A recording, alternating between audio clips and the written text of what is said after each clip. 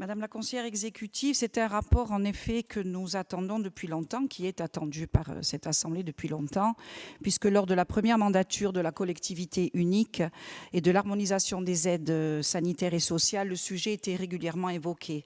En effet, je me dois de rappeler que notre collègue Francis Giudici, alors élu dans cet hémicycle, avait en 2018 déposé une motion visant à permettre la mutualisation de l'APA, l'allocation personnalisée d'autonomie, et de la PCH, prestation de compensation du handicap, pour financer justement l'habitat inclusif. Donc aujourd'hui, à l'occasion de ce rapport, cet appel à manifestation d'intérêt intègre cette dimension 5 ans après le vote de la motion.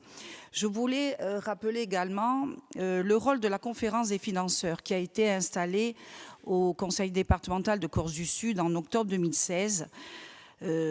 Cette conférence des financeurs permet de constituer un socle commun à l'ensemble des financeurs de la prévention de la perte d'autonomie, élargir l'offre proposée aux seniors, consolider le maillage du territoire, travailler sur la perte d'autonomie et définir les orientations et actions à mener à destination de nos anciens et de leurs aidants. Donc nous le voyons, à l'occasion de ce rapport, l'enjeu est de taille.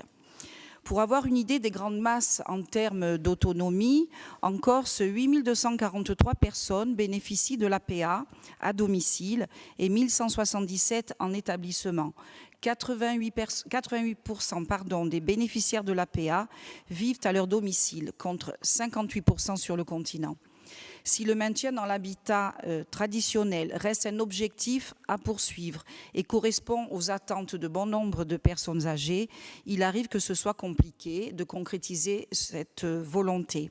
Le placement en EHPAD, dont les places sont d'ailleurs de plus en plus limitées, ne constitue plus non plus la seule alternative, justement par le développement d'une offre d'habitat inclusif autour de la résidence d'autonomie qui permet à chaque résident de disposer de son logement tout en bénéficiant des services adaptés et d'une sécurité constante. L'objet de ce rapport est bien de déployer cette offre intermédiaire conforme à la tendance insulaire, consistant à éviter et à retarder le plus possible le placement de nos anciens.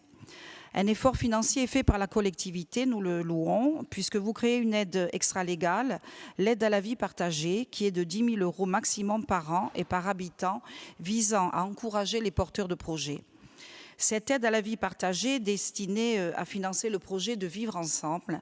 Elle ne financera pas l'accompagnement individuel, la dépendance ou les soins, mais elle s'ajoute aux allocations dites légales prévues par la loi. Justement, concernant cette loi, nous avions déjà dit en 2016, enfin la loi date de 2016, le ministère des Affaires sociales précisait déjà que les dispositions législatives et réglementaires ne faisaient pas obstacle à la mutualisation de l'APA et de la PCH et qu'elles ne nécessitaient pas non plus une autorisation de l'ARS.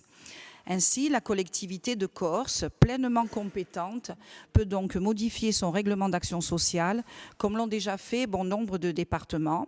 C'est une avancée pour laquelle nous plaidons depuis longtemps. Nous voterons donc ce rapport en espérant que cet appel à manifestation d'intérêt s'avérera fructueux, puisse permettre à des projets d'éclore et d'être concrétisés.